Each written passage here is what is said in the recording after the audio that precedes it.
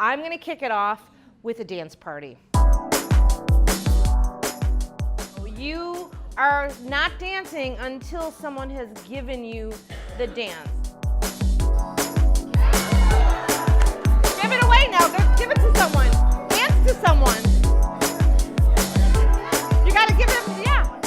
We have to do this give and take dance in selling, right? It is a dance to sell.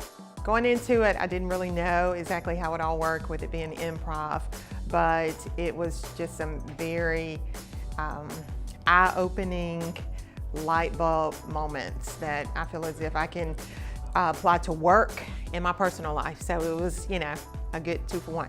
I have been in hospitality for most of my career. I'm originally from Chicago. I now live in Myrtle Beach, South Carolina. I was recruited there to take over an IMAX theater as general manager. I had studied improv at Second City in Chicago for fun.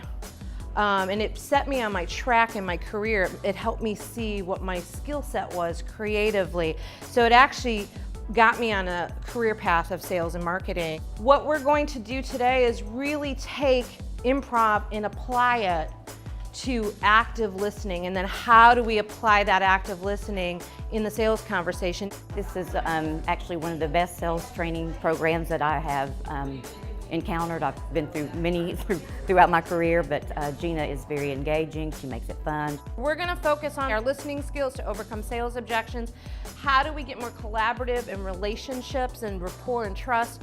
Adapting to that uncomfortable situation, that's what improv does. I give you an improv situation and that creates some discomfort for you, how to use that. And how do you get over this, like, I have to be on the script? What I think has been so valuable about this session that Gina is doing is, and has done for us, is it's just different perspective. It's not the corporate speak, so to speak, but it's more of her perspective, her involvement with her improv theater and how that relates to us in sales, and also her having some background in hotel sales.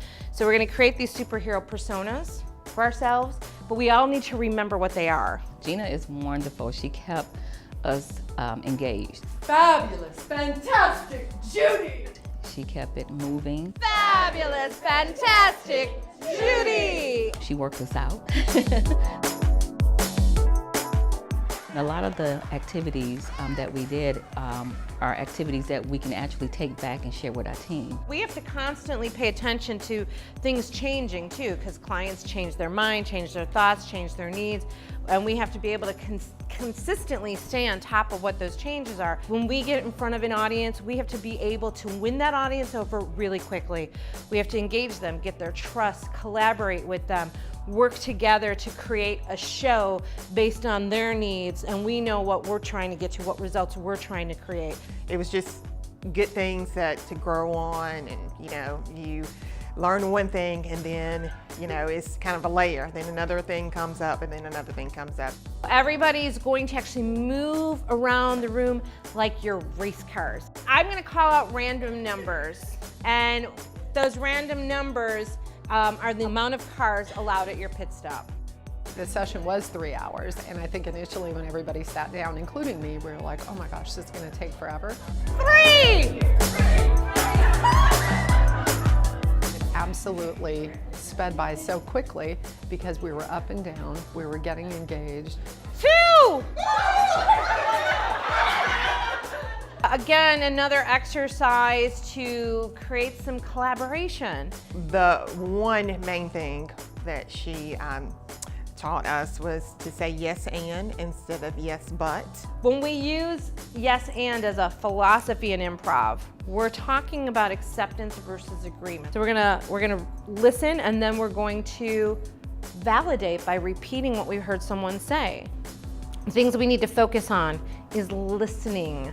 Listen, listen, listen. The and is also our way to divert. The and is a nicer but.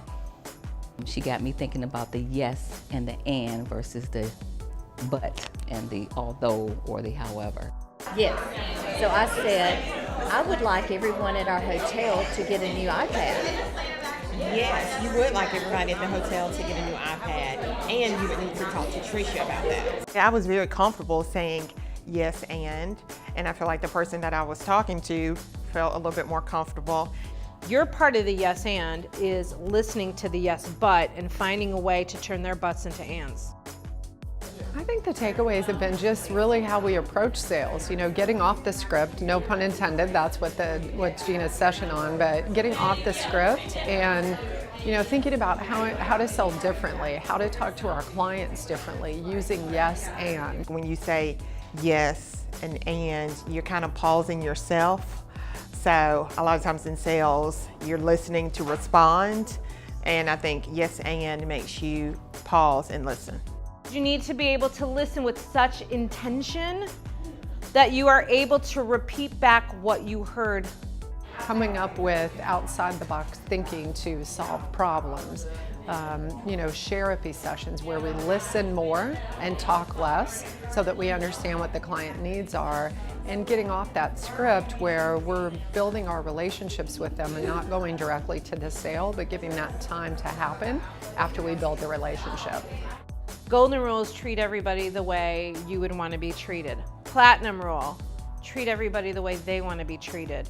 It's completely different, right? If am I going to treat everybody the way I want to be treated? I'm thinking about me. Well, that's what I would want. Why don't you want what I want? We all initially think we should treat people like, you know, we want to be treated, but not everybody is us. So we should treat them the way they want to be treated.